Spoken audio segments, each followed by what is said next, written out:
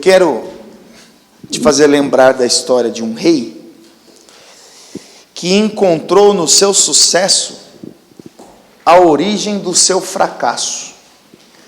E a minha intenção é, nessa mensagem, te fazer alguns alertas. Porque muitas vezes aquilo que pensamos para nós ser um sucesso, uma realização, uma grande conquista, pode ser a estrada que vai pavimentar as ruínas do tempo futuro. Por isso que é comum você olhar para a história dos reis de Israel e ler dos primeiros versículos que ele fez o que era reto aos olhos do Senhor, mas o mesmo rei terminar a sua história de maneira trágica. Eu preguei alguns meses atrás sobre a história do rei Asa, e hoje eu quero provocar uma reflexão em alguns acontecimentos da história do rei Roboão, que fazia parte da dinastia de Davi. Ele era neto de Davi, filho de Salomão, e ele reinou em Judá, naquele período de tempo em que o reino estava dividido entre 10 tribos do reino do norte, cujo rei era Jeroboão e a capital era Samaria, e o reino do sul, composto pelas tribos de Judá e Benjamim, e o rei que reinava no reino do sul era justamente o rei Roboão. E eu quero que você deixe essa página marcada, por gentileza, e nós vamos ler a princípio o segundo livro das Crônicas, capítulo 11, e versículo de número 17. Segundo livro das Crônicas, capítulo 11, versículo 17. Todos acharam? Está escrito assim: assim fortaleceram o reino de Judá e corroboraram Roboão, filho de Salomão, por 3 anos, porque 3 anos andaram no caminho de Davi e Salomão. Amém? Vou ler mais uma vez.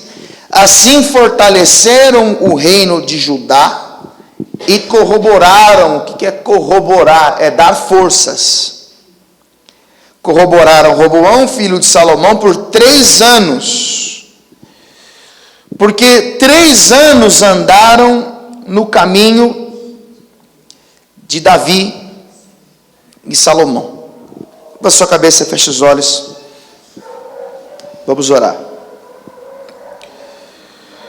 Pai, por mais uma vez nós estamos à tua disposição para ouvirmos a tua palavra. Desejamos nessa hora que o teu Espírito Santo abra o nosso entendimento, nos traga respostas, exortações, ensinos.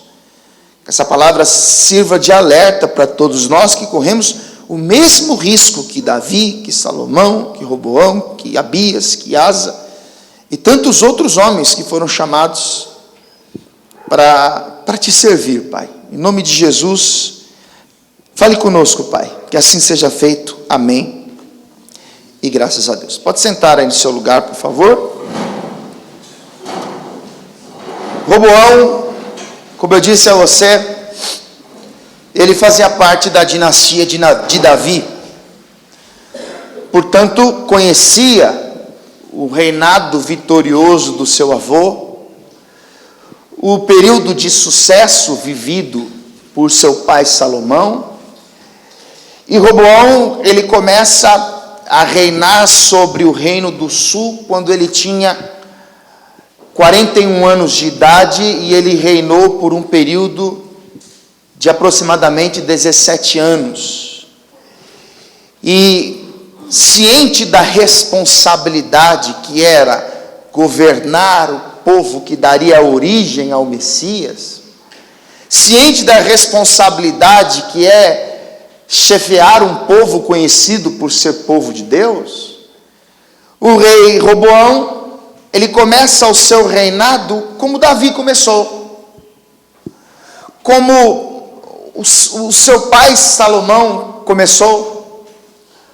Roboão, ele começa o seu reinado ciente de que para obter o sucesso para ver o seu reino progredir, ele dependia da ação, da interação, ele dependia da providência do mesmo Senhor que fez Davi e o seu pai Salomão prosperar.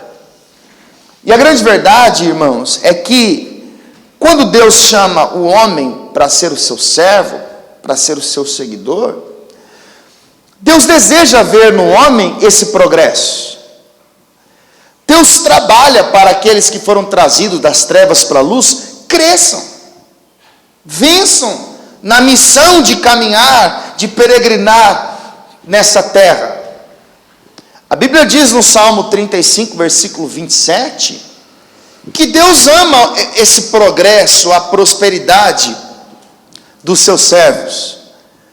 Então, quando ele chama Roboão, Roboão sabe que a sua missão não era ser governador, não era ser rei de um povo que não tinha dono, mas era o povo conhecido como o povo de Deus.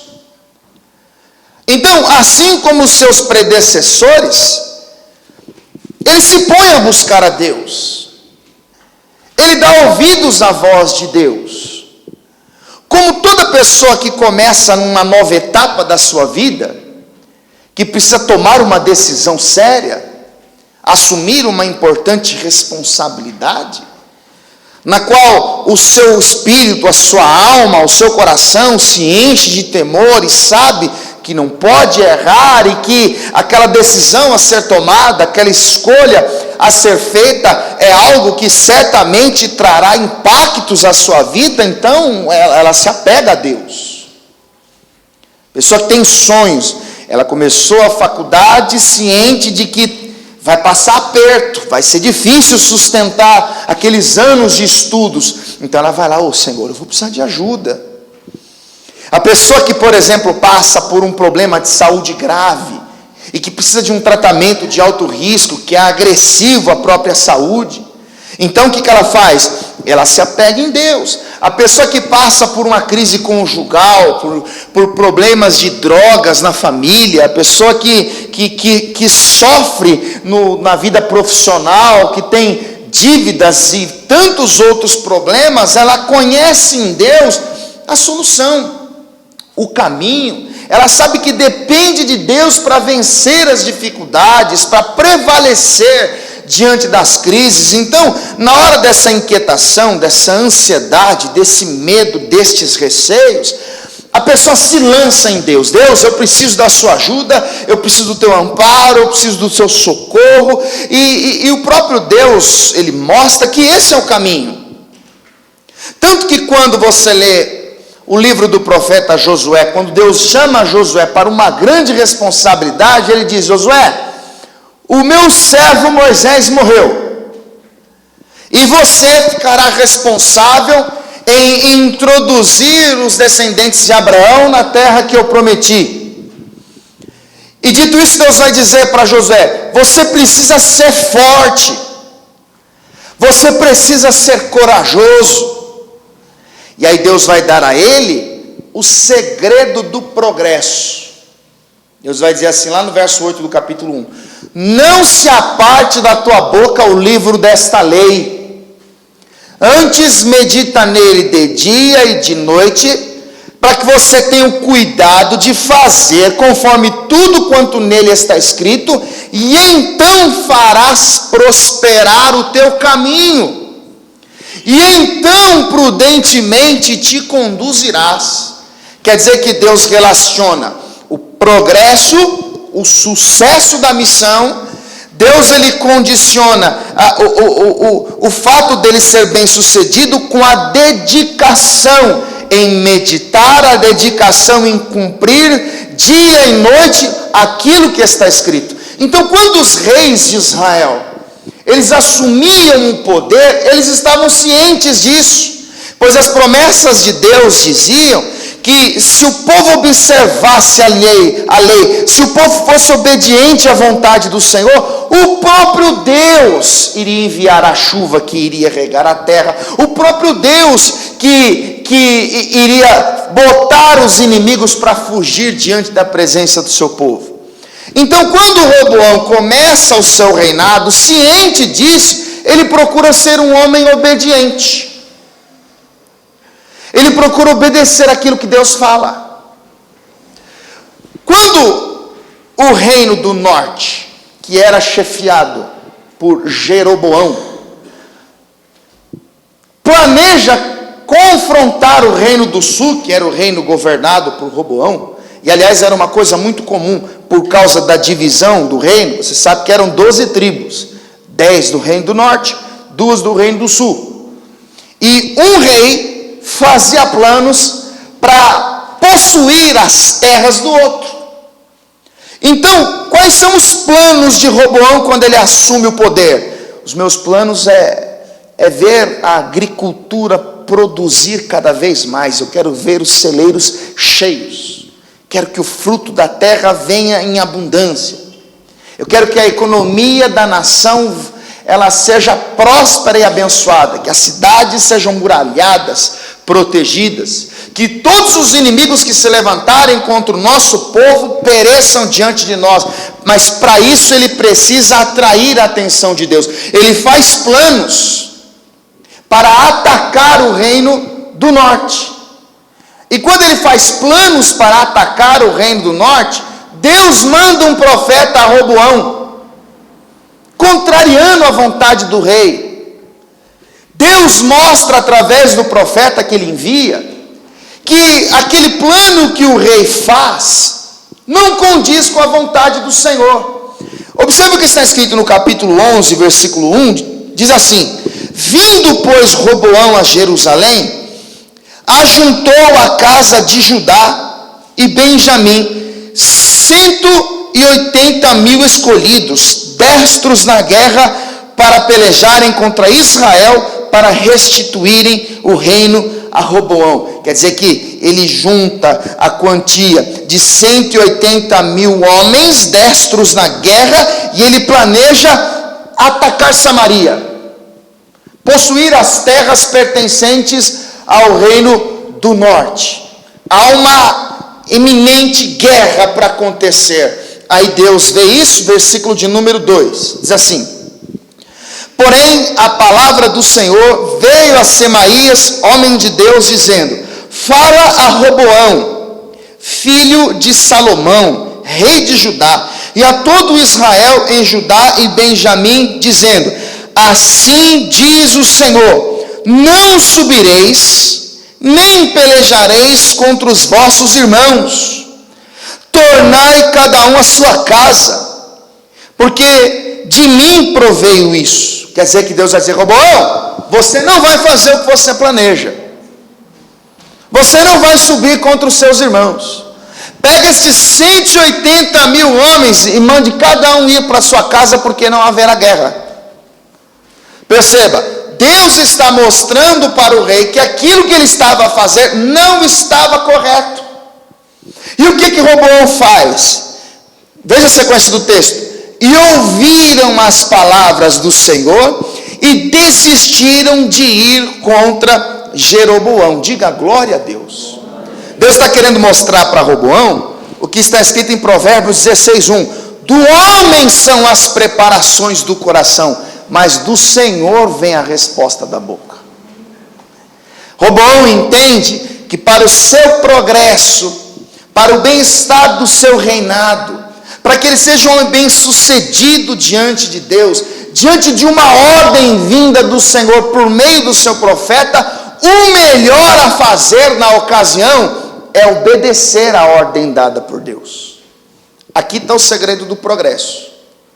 Porque muitas vezes, irmãos, diante das nossas intenções, dos nossos sonhos, dos nossos planos, do nosso querer, da nossa vontade, que muitas vezes tem origem na vaidade do coração enganoso, nós estabelecemos metas, princípios, propósitos e partimos em busca da sua realização. Aí vem Deus e diz: não é isso que eu tenho para você.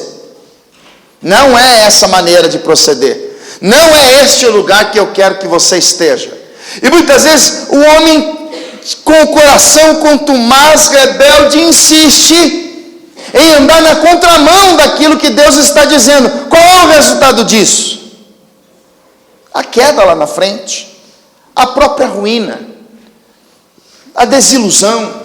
Roboão entende que aquilo veio de Deus, e a Bíblia diz em Provérbios, capítulo 16, no versículo 3, consagre ao Senhor o que você faz, e os teus pensamentos serão estabelecidos. Em outras palavras, procure harmonizar os seus sonhos e as suas vontades pessoais com aquilo que Deus quer para você.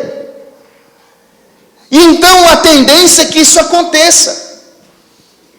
Quando Roboão percebeu que aquela era a vontade de Deus, então ele, olha, você pode voltar cada um para sua casa, nós não vamos mais atacar, Deus não quer que aconteça guerra contra os nossos irmãos, e a obediência de Roboão vai corroborar para o seu progresso, vai fazer com que ele seja bem sucedido, ele vai conquistar terras. Eu quero mostrar aqui algumas coisas boas que vai acontecer no seu reinado. Observe o versículo 5.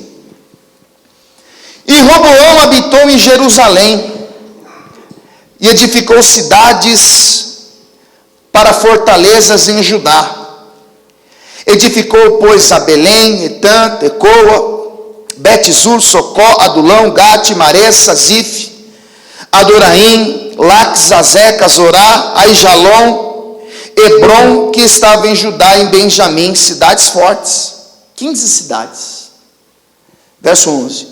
E fortificou essas fortalezas e pôs nelas comandantes, maiorais e armazéns de víveres, lugares para armazenar os alimentos, e de azeite e de vinho, e pôs em cada cidade escudos e lanças, fortificou-as em grande maneira, e Judá e Benjamim pertenceram-lhe. Diga glória a Deus. Quer dizer que quando Roboão se dispõe a obedecer à vontade de Deus, que era oposta àquilo que ele planejava, Deus corresponde. Porque tudo que Roboão planejava era conquistar os territórios do reino do norte. Mas Deus permitiu que ele conquistasse, edificasse, estruturasse Judá e Benjamim, sem que houvesse derramamento de sangue em relação aos seus irmãos. Então há um progresso. As cidades vão ficando fortalecidas, muralhadas, os armazéns são construídos para que o trigo, o mosto, o azeite, a novidade da terra fosse estocada e tivesse alimento em abundância. Veja que no âmbito espiritual também há progresso. Observe o verso 13. Diz assim: também os sacerdotes e os levitas, que havia em todo Israel, deixaram o seu território para se juntarem a ele.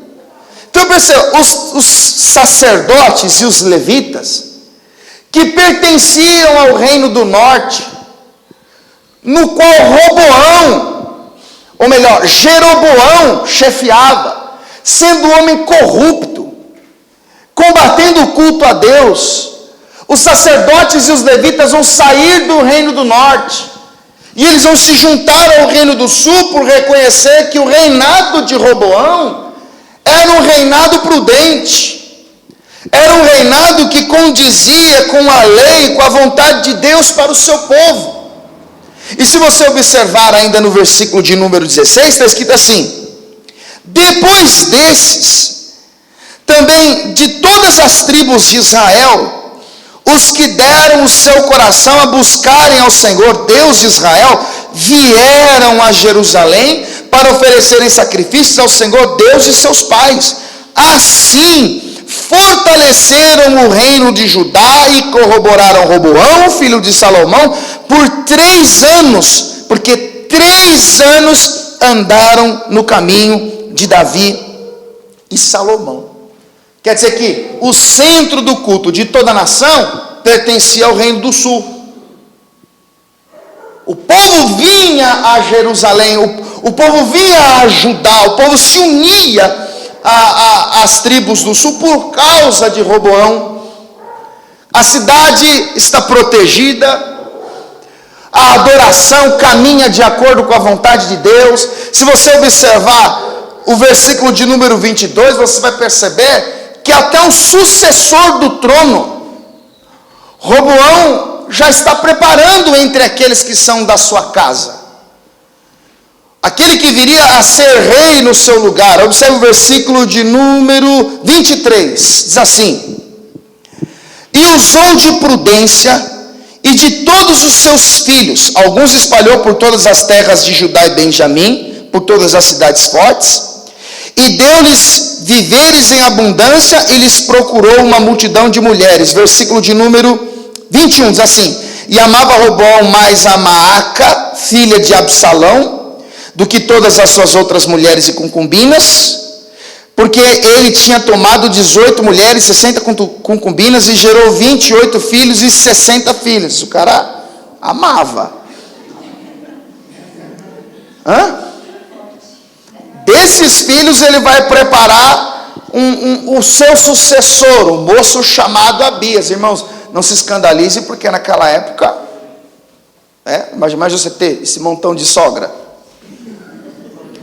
Mas o que eu estou tentando mostrar para você é que a disposição que ele tinha em abrir mão da sua vontade para que a vontade de Deus prevalecesse, faz com que ele conquiste 15 terras, faz com que ele estabeleça um reino abençoado em Judá, de modo que as pessoas vinham de longe por causa dele, com o propósito de buscar a Deus. No plano familiar, Roboão também é bem sucedido, porque ele prepara o seu sucessor, o seu filho Abias, para reinar em seu lugar num tempo futuro. E nós podemos enxergar através destes versículos que aquele desafio que ele recebe do seu pai Salomão para ser o rei em seu lugar, ele se torna um homem bem sucedido. Ele vence. Essa primeira parte da história de Roboão, ele é um homem de sucesso. Você deve imaginar, irmãos, o seguinte: vou pegar o nosso país como exemplo. Existe o chefe de estado, o presidente da república, mas cada estado tem o seu governador, cada cidade tem o seu prefeito, e espalhadas pelas regiões existem as subprefeituras, porque o líder máximo, ele não está em todos os lugares ao mesmo tempo. E aí existem os senadores, os vereadores, os deputados, e cada um vai ter a sua voz na sociedade. Cada um vai trabalhar para o progresso da nação, pelo menos deveria ser assim. Então nós podemos, com base nisso, olhar para o reinado de Roboão e entender que haviam pessoas que eram responsáveis pela cultura, que eram responsáveis pela educação, que eram responsáveis pelas finanças, pela saúde pública. E nós podemos imaginar que em todas as áreas, em todos os ministérios, em tudo aquilo que Roboão faz, ele se torna um homem bem sucedido. Mas eu comecei a mensagem falando para você que muitas vezes, irmãos, a origem do nosso fracasso é o sucesso. Que muitas vezes aquilo que parece ser algo bom, uma realização pessoal, vai ser a estrada que pavimenta o caminho de uma ruína. Assim como foi com o rei Uzias, assim como foi com o rei Asa, e assim como foi com muitos outros homens de Deus que foram bem-sucedidos, que experimentaram o sucesso, que viveram as suas realizações, houve um período de tempo da vida de Roboão que, por causa dessa estabilidade, desse sossego, dessa calmaria, por causa de tudo que ele conquistou, de olhar para a cultura e ver que está tudo bem, para a educação e ver que está tudo bem, olhar para o agronegócio e ver que está tudo bem, de olhar para a segurança pública e ver que está tudo bem, ele se acomoda. Irmão, o alerta que eu quero fazer para você, com base nos textos em que nós estamos estudando, é o seguinte: todo ser humano, todo crente, quando não está bem, quando precisa de socorro, quando precisa de ajuda, quando está vivendo angustiado, quando tem problemas, seja de origem familiar, seja de origem financeira, seja problemas emocionais, ele se agarra em Deus. Ele busca refúgio, porque foi o Senhor que diz: vinde a mim os cansados, oprimidos, os sobrecarregados. É Deus que ensina o homem a buscá-lo no dia mau. É o Senhor que diz no Salmo 50, versículo 15: invoca-me no dia da angústia. E assim nós fazemos quando precisamos tomar decisões, quando estamos angustiados, quando estamos com medo. Senhor, eu preciso pagar as minhas contas, as portas estão fechadas, eu não sei mais o que eu faço. E nessas ocasiões, nestes vales, nestes desertos, no meio destas tempestades, então nós usamos toda a nossa fé, toda a nossa força, toda a nossa empolgação, todo o nosso ânimo e investimos o nosso tempo em Deus. Priorizamos o seu reino. Procuramos fazer a sua vontade. Olha, não, Deus não gosta disso. Como eu preciso de um milagre, como eu preciso que Ele me ajude, então eu não vou fazer o que eu quero para fazer o que Deus quer. A questão é quando o choro que durou uma noite dê lugar à alegria ao amanhecer. A questão é quando a tempestade ela vai embora e dá lugar à bonança. A questão é quando Deus cessa os ventos tempestuosos que desestabilizam a nossa vida e vem os dias de paz, os pastos se tornam verdejantes.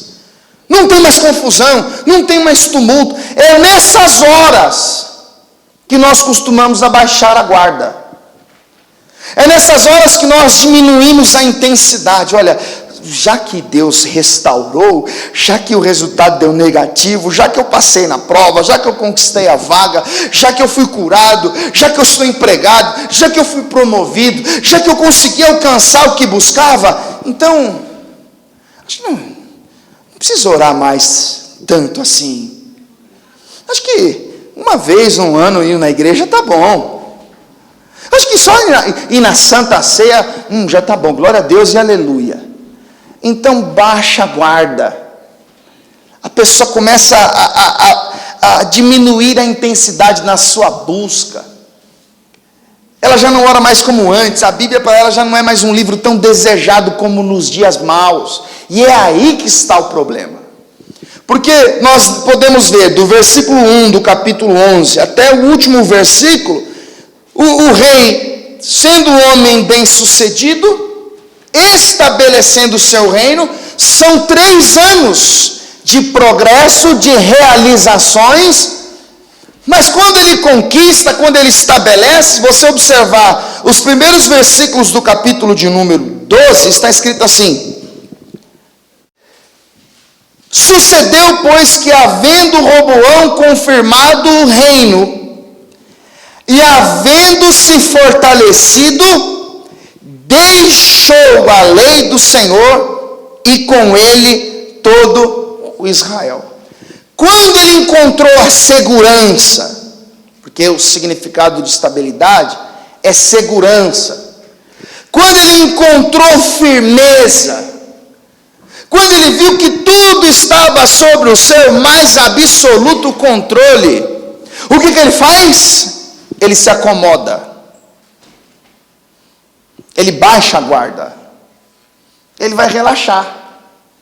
E todas as vezes que eu prego um texto como esse, eu digo para os irmãos, na nossa caminhada com Deus, na nossa peregrinação, os dias que deveriam ser os mais preocupantes, não são os desertos, não são os vales, não são as dores, porque aí estão os sinais que Deus nos dá, que nós precisamos buscar mais. Os pescadores estavam no lugar em onde eles passaram a vida trabalhando, no mar da Galileia, e aí então vem o vento tempestuoso que começa a soltar o barco de um lado para o outro, e angustiados, sem recursos, sem saber o que fazer, eles vão até Jesus e diz: mestre, não te importa que pereçamos? Porque todas as vezes que as coisas fogem ao nosso controle, nós sabemos a quem recorrer, nós sabemos o que fazer. Se você olhar para a sua fé, independente de quantos anos de caminhada você tem com Deus, você há de concordar comigo que os dias de maior intensidade, de maior devoção, de busca intensas, foi quando você não estava bem. Foi quando alguém batia na sua porta para te cobrar algo que você não podia pagar. Foi quando você teve que gastar um dinheiro para fazer um exame ciente que toda a sua família teve aquela doença. Foi quando você viu a sua paz ir embora através das crises conjugais, problemas com os filhos, problemas com os parentes. É nessa hora que a gente entende, não, espera, eu preciso buscar mais, eu preciso defender minha família, eu preciso orar pelos meus filhos, eu preciso me posicionar. O problema, irmãos, é quando as coisas aparentemente estão bem. O problema é quando a resposta da oração vem, Deus nos dá aquilo que nós pedimos quando buscávamos com intensidade. O problema é quando as portas se abrem, a carteira é assinada. O problema é quando o teste dá negativo. Porque nós baixamos a guarda e começamos a viver como se não precisássemos mais de Deus. Como se não houvesse mais necessidade de estar tantos dias na igreja, tantas horas de joelho e gastar muito tempo com as coisas de Deus. O robô vai cair nesse erro. Bastou ele ter se fortalecido, bastou tendo confirmado o seu reino, ele deixou a lei do Senhor e o pior, com ele, todo o povo. Ele mudou. Ele decidiu ser diferente, porque ele se acomoda. A acomodação é a atitude daquele que privilegia o seu bem-estar. O acomodado, ele pensa nele. O acomodado, ele busca o seu conforto, o seu bem-estar. E cá entre nós, buscar a Deus não é confortável. Botar os joelhos no chão não é confortável. Dizer não para a sua vontade, para viver a vontade de Deus, não é confortável. Dizer não para as suas paixões, carregar a cruz que o Senhor diz, aquele que quiser vir após mim, negue-se a si mesmo, tome a sua cruz e siga-me, não é conforto para ninguém. Então o acomodado, ele baixa a guarda, ele trata as coisas de Deus como se aquilo fosse algo secundário. Quando é tempo eu vou, quando eu estiver disposto eu faço, quando eu estiver precisando eu busco, e é aí que está o problema, meus. Quem está entendendo isso aqui? Porque nós não prestamos para viver sem problemas. E muitas vezes, irmãos, Deus que tanto nos ama, Deus que tanto nos quer envolvidos com o seu reino, com a sua vontade. Quando eu falo de reino e de vontade, eu não estou falando de 1h30 de um culto no domingo, não, irmão. Eu estou falando de um todo. Eu estou falando de quando a gente sai daqui para viver na prática aquilo que nós aprendemos na teoria. O que Deus quer é ver em nós aquilo que nós aprendemos por meio da sua palavra. Sermos mansos, humildes de coração, pacificadores, ter um coração quebrantado. Só que quando nós baixamos a guarda, então a nossa vontade começa a prevalecer. Nós priorizamos aquilo que é melhor para nós. Priorizamos o nosso bem-estar. A palavra mostra que Roboão, ele deixa a lei do Senhor. Ele abandona juntamente com o povo. Vá comigo aqui, irmãos, para o primeiro livro dos Reis, capítulo 14. Volta algumas páginas aí, por gentileza. Primeiro livro dos Reis, capítulo de número 14. Porque a Bíblia diz, em Provérbios 29, no verso 2, quando o justo governa, o povo se alegra. Mas quando um ímpio assume o poder, o povo padece.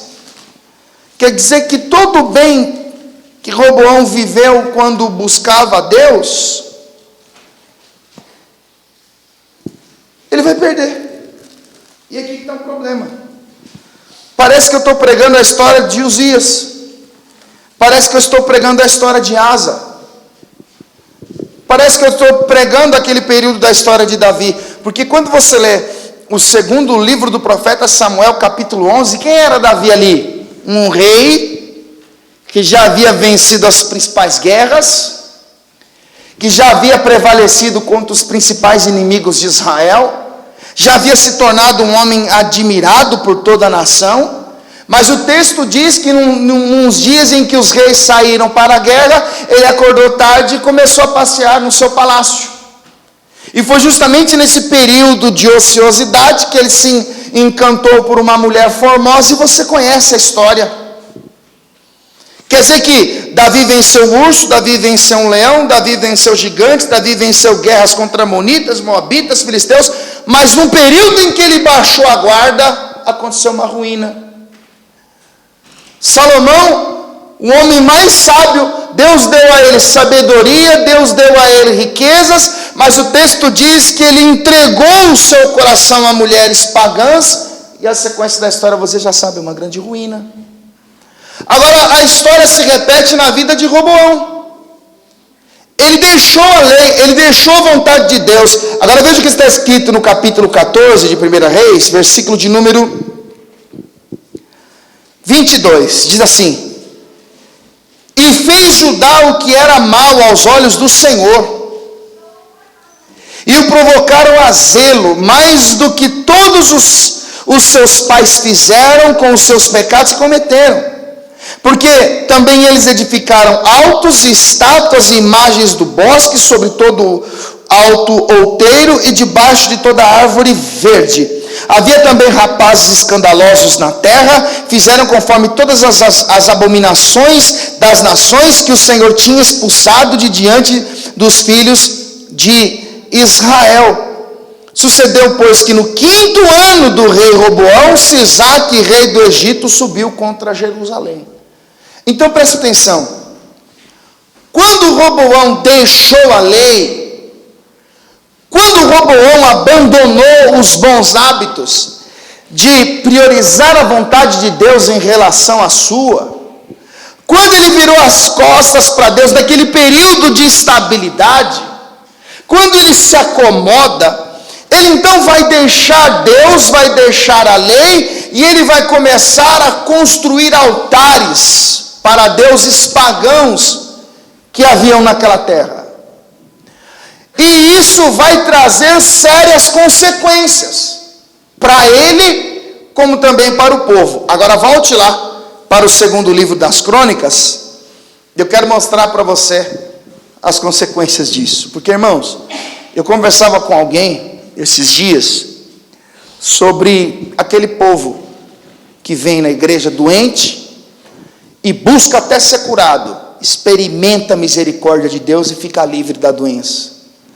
Aquele povo que vem na igreja endividado e busca Deus com toda a sua devoção, e Deus, que é misericordioso, abençoa.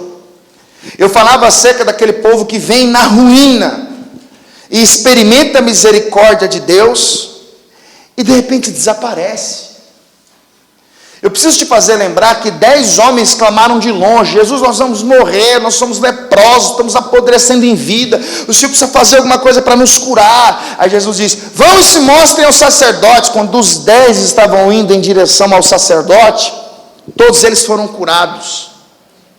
E o Lucas narra os fatos dizendo que apenas um voltou para agradecer. Então Jesus vai perguntar: mas não foram 10 os curados, os leprosos curados? Onde estão os 9? Não se importaram em voltar. Roboão, depois de ter experimentado um reinado bem sucedido, agora ele vira as costas para Deus. E olha o versículo de número 2, 2º livro das Crônicas, capítulo 12, versículo 2, diz assim: pelo que sucedeu no ano 5º do rei Roboão. Deixa eu mostrar uma coisa importante para você.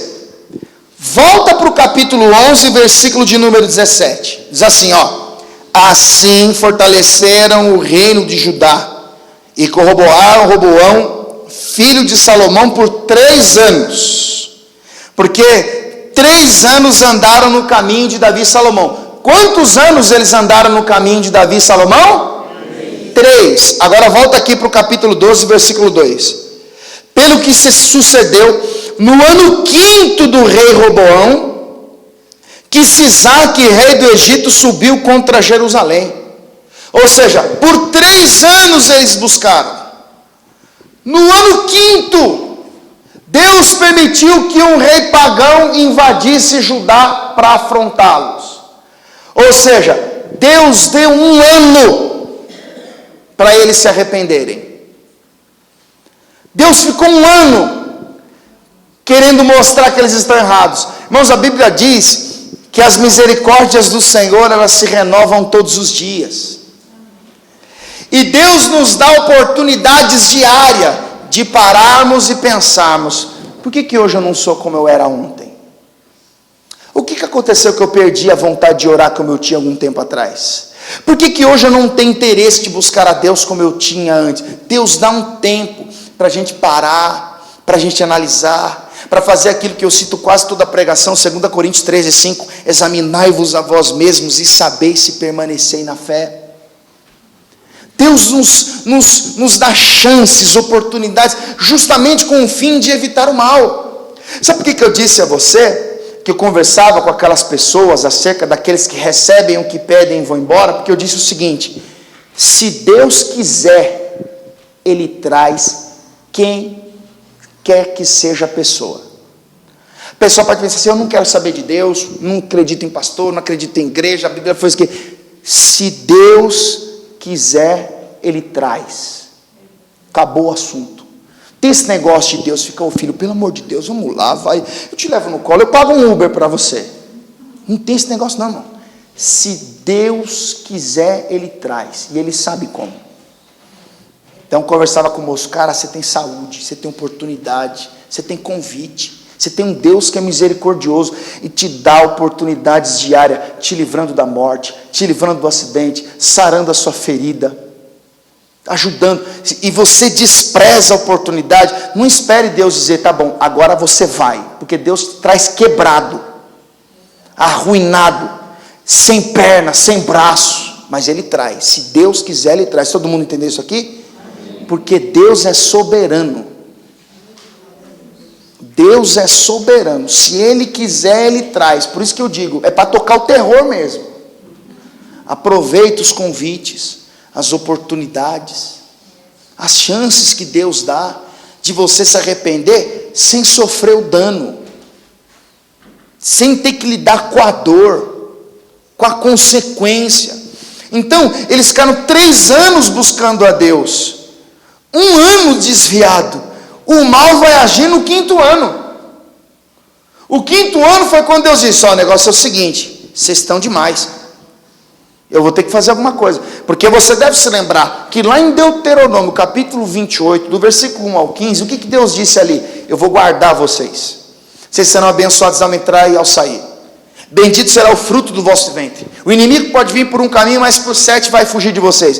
Só que a partir do versículo 16 até o final do capítulo 28, Deus diz: se vocês não guardarem o que eu mando, os inimigos vão prevalecer contra você, haverá maldição na terra, maldito será o fruto do vosso ventre. E a Bíblia diz em Jeremias 1,12 que Ele vela pela sua palavra para fazê-la cumprir. Então não tem como Deus continuar protegendo o reinado de Roboão. Não tem como Deus continuar abençoando aquele povo, porque Ele estaria indo contra os seus próprios princípios. Deus ficou 1 ano esperando, Deus ficou 1 ano querendo que ele se arrependesse. Agora olha o que vai acontecer, versículo 2: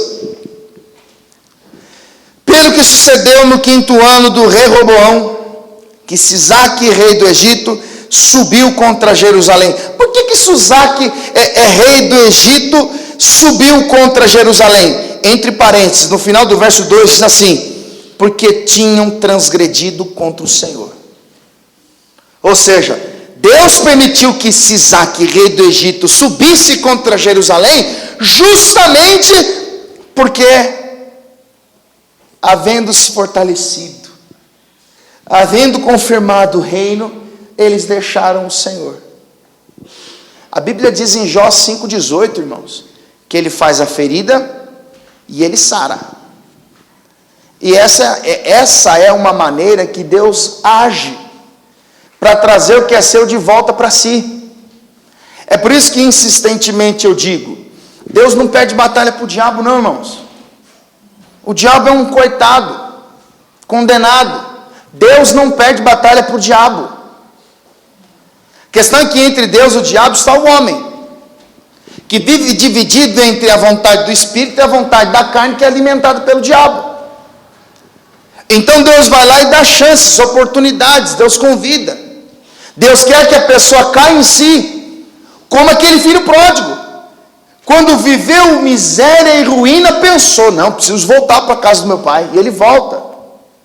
Quando não, Deus então permite que o inimigo prevaleça, para que o homem sofra aflições na carne, para que o homem de fato venha padecer. Então Deus permitiu, por causa da transgressão, que Sisaque subisse contra Roboão, agora sem a proteção de Deus, agora sem o cuidado de Deus, porque a Bíblia diz no Salmo 34, versículo 7, que o anjo do Senhor acampa-se ao redor de todo mundo.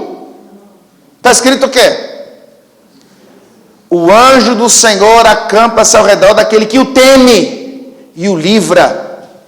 Uma vez que o homem perde o temor a ponto de abandonar a Deus, a sua lei, então ele perde aquela proteção. E perceba que Deus vai usar os inimigos para afligir o seu povo. E aquelas 15 cidades registradas do versículo 5 ao 12 do capítulo 11, eles perdem. Olha o versículo 4. E tomou as cidades fortes que Judá tinha e veio a Jerusalém. Ou seja, todo aquele progresso que eles tiveram, quando priorizaram a vontade de Deus em relação a deles, as cidades que foram fortificadas, conquistadas, eles deixaram a lei de Deus, começaram a perder tudo que conquistaram. É o que Jeremias escreve lá no capítulo 7. Seguiram o propósito do seu coração malvado, e ao invés de progredirem, começaram a regredir, começaram a andar para trás. Olha o versículo 5. Então veio Semaías o profeta a Roboão e aos príncipes de Judá que se ajuntaram em Jerusalém por causa de Sisaque, e disse-lhes: assim diz o Senhor, vós me deixastes a mim, pelo que eu também vos deixei nas mãos de Sisaque. Quer dizer que Deus mandou o profeta para dizer: ô Roboão, sabe por que vocês estão passando por isso? Porque vocês deixaram a Deus. Então Deus os deixou nas mãos de Sisaque. Você lembra quando lá no capítulo 15 do segundo livro das Crônicas, está aí do lado, ó, capítulo 15, versículo de número 2, Deus vai usar um profeta para dizer as mesmas coisas. E saiu ao encontro de Asa e disse: ouve-me, Asa e todo Judá e Benjamim, o Senhor está convosco, enquanto vós estáis com ele, e se buscardes, o acharei, porém, se o deixardes, vos deixará. Então quer dizer que Deus manda o profeta lá para dizer assim: ô Roboão, sabe por que vocês perderam tudo? Sabe por que vocês estão agora governados por um rei ímpio? Porque vocês me deixaram, então eu também deixei vocês. E eu não sei se isso é bom para você, mas a Bíblia diz em Malaquias 3,6 que Deus não muda, Ele é o mesmo. E o nosso problema, irmão, a nossa dificuldade é a seguinte: nós queremos que as coisas nos sejam acrescentadas, mas nós não queremos buscar o reino de Deus em primeiro lugar. Nós queremos receber tudo aquilo que Ele nos oferece, mas não queremos cumprir aquilo que Ele nos manda. E qual é o resultado disso? Pessoas sem Deus, batendo no peito, dizendo que estão com Deus, quando na verdade estão nas mãos de Sisaque. Ou seja, Deus está mandando o profeta lá para dizer: ó, tudo isso que está acontecendo foi porque vocês se acomodaram, foi porque vocês começaram a priorizar suas vontades, foi porque você começou a andar no curso do seu coração malvado. Deus queria o mal do povo? Não. Deus queria ver a nação destruída? Não. Deus queria conscientizá-los da realidade daquilo que eles eram. Por isso que eu cito frequentemente, irmãos, que Deus, Ele repreende e castiga, como diz Apocalipse 3,19, a todos a quem Ele ama. Que Deus vai lá e castiga, que Deus vai lá e permite o mal, que Deus vai lá, para que os olhos sejam abertos. Deus não quer o mal não. Deus diz: então peraí, então vocês abandonaram um ano de espera, tá, o rei, não vou proteger ninguém, pode atacar, dá um couro neles, dá uma lições para eles, ensina eles, Eles estão priorizando as suas vontades, eles estão servindo outros deuses. Agora, qual é o resultado, irmãos, da ação de Sisaque, da opressão exercida contra o povo de Deus? Está no verso 6, observe aí. Então se humilharam os príncipes de Israel e o rei e disseram: o Senhor é justo. Quer dizer que agora, oprimido nas mãos de forças inimigas, agora perdendo o privilégio de desfrutar dos benefícios que Deus oferecia a eles, agora bateu o desespero. Então eles começam a se humilhar, irmão, esse é o caminho. Eles começam a se humilhar dizendo: nós merecemos isso, o Senhor é justo. Nós estamos passando por isso porque nós deixamos a Deus. Eles vão se humilhar, ó. Então se humilharam os príncipes de Israel e o rei e disseram: o Senhor é justo. O que é isso? Uma confissão. Eles entenderam: não, realmente, nós passamos 3 anos buscando intensamente, priorizando a vontade dele, fazendo o que ele quer, e nós conquistamos cidades, e a família do rei estava sendo preparada para a sucessão do trono, e aí os levitas e os sacerdotes vinham do reino do norte para adorar a Deus conosco, mas depois de 3 anos, nós nos acomodamos, nós relaxamos, deixamos de buscar a Deus. Nós priorizamos as nossas vontades, nós violamos a nossa pureza de fé com costumes pagãos, e é por isso que nós estamos oprimidos. E o que eles fazem? Eles se humilham, irmãos, presta atenção nisso, eles se humilham, eles chegam diante de Deus e dizem: o Senhor tem razão, nós merecemos sofrer, nós merecemos o mal. Assim que Pedro instrui no capítulo 5, versículos 6 e 7 da sua primeira carta: humilhai-vos, pois, debaixo da potente mão de Deus, para que a seu tempo ele vos exalte. É isso que Deus exige de um homem pecador que reconhece as suas falhas. Humilhação, quebrantamento. Senhor, eu errei, eu falhei, o Senhor é justo. E não que o homem fique se justificando, e que o homem fique argumentando para defender o seu pecado, para defender as suas más escolhas, para tentar legalizar a sua má obra. Não, errou, confessa, se humilha, quebranta o coração. Davi foi repreendido pelo profeta Natan, e aí ele vai orar no Salmo 51, verso 10, dizendo: cria em mim, ó Deus, um coração puro. O próprio Deus responde Salomão em 2 Crônicas 7,14, dizendo: se o meu povo que se chama pelo meu nome se humilhar e orar, buscar a minha face, mudar de conduta, então eu vos ouvirei dos céus, perdoarei a sua transgressão, sararei a sua terra. Deus mandou o profeta lá para conscientizá-los. Irmão, você tem que ser inteligente.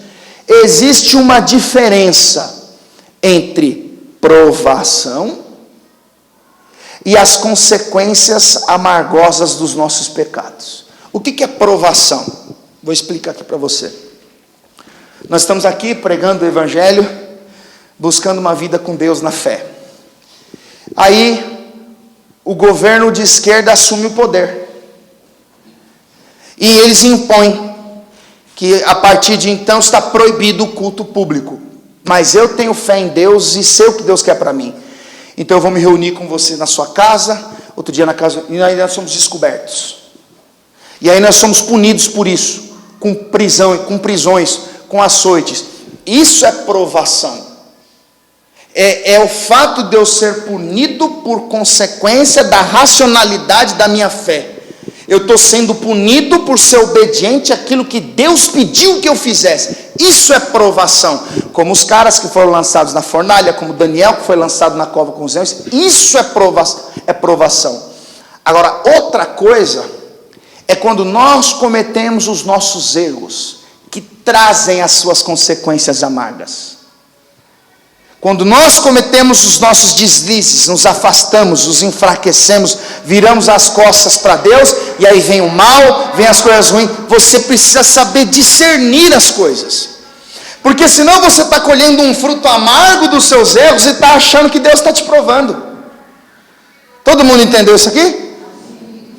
O que está acontecendo aqui? Uma provação? Não, o juízo de Deus sobre eles. E ciente de que estavam errados, porque quando você colhe os frutos amargos dos seus pecados, cientes de que aquilo é o fruto amargo do seu pecado, Deus quebranta o seu coração. Você não precisa se defender, você não precisa se justificar. O que você precisa é se humilhar perante Ele. É o que está acontecendo aqui. Eles vão se humilhar perante Deus, e quando ele se humilha perante Deus, Deus reage. Olha o verso 7. Vendo, pois, o Senhor que se humilhavam, veio a palavra do Senhor a Semaías, dizendo: humilharam-se, não os destruirei, antes em breve lhes darei lugar de escaparem, para que o meu furor não se derrame sobre Jerusalém pelas mãos de Sisaque. Ou seja, eles se humilharam, Deus vai dizer: eu não vou deixar eles serem destruídos, não. Eu vou dar uma chance para eles. Deus não quer a destruição do seu povo. Deus não quer o seu mal, Deus não quer o meu mal. Deus não quer a ruína do seu povo. Mas às vezes o juízo é necessário para que as coisas fiquem no seu devido lugar. Deus está mostrando a sua misericórdia, a sua graça, dizendo: olha, eu não vou permitir que eles sejam destruídos. Porém, entretanto, todavia, eles vão precisar aprender uma coisa importante. Irmãos, deixa eu dizer uma coisa para você. Existem situações e erros que cometemos que não trazem consequências ou grandes impactos.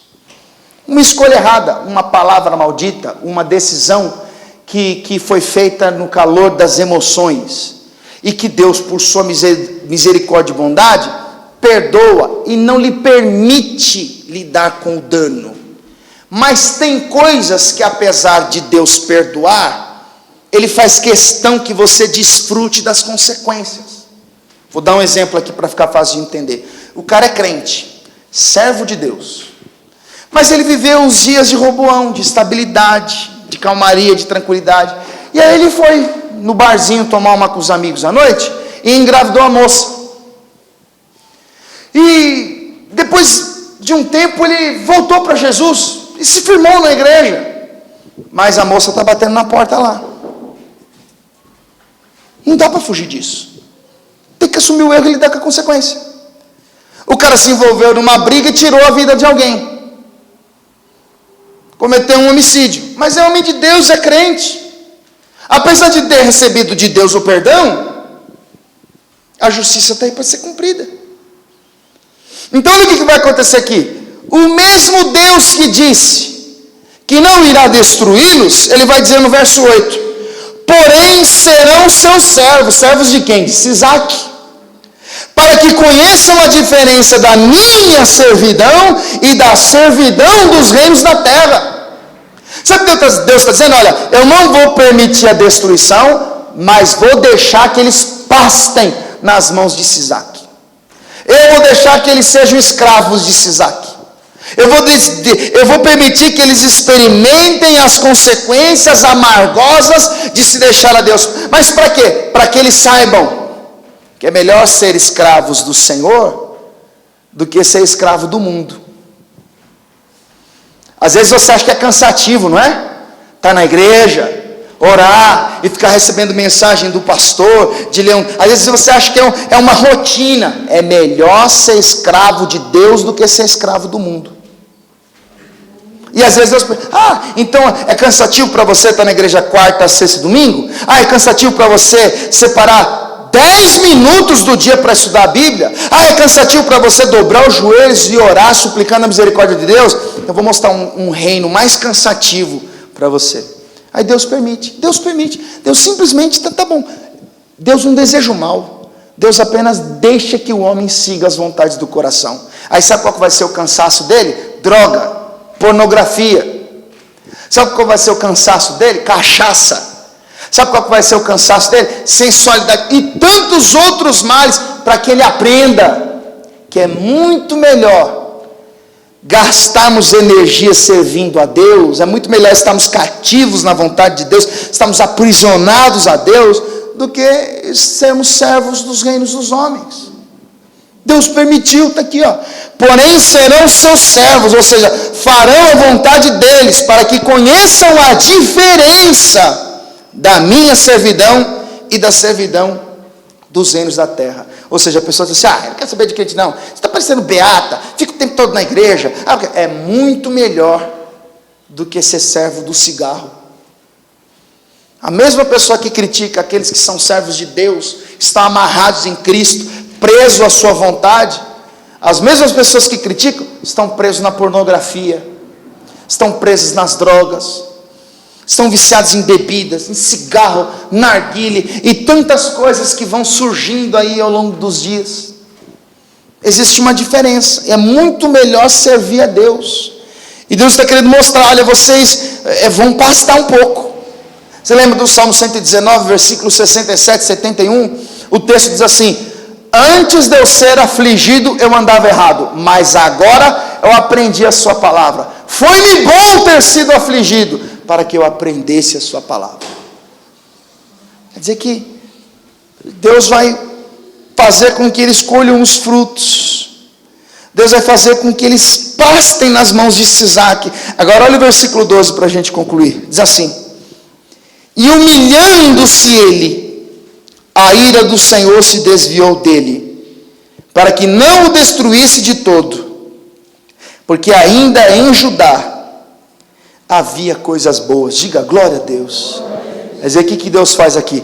Deus espreme, irmão. Deus aperta. Deus vai lá, Você achando que você é bonzinho demais? Aí Deus vai lá, toma aqui para você. Isso aqui é para você aprender. Então você acha que quando você conquista, você está bem? Então você acha que porque você foi promovido, você acha que você comprou o melhor carro, você acha porque você conseguiu concluir, você acha porque o resultado deu negativo, você acha porque a crise conjugal passou, você acha que porque os filhos agora estão em servidão, então você acha que não precisa mais?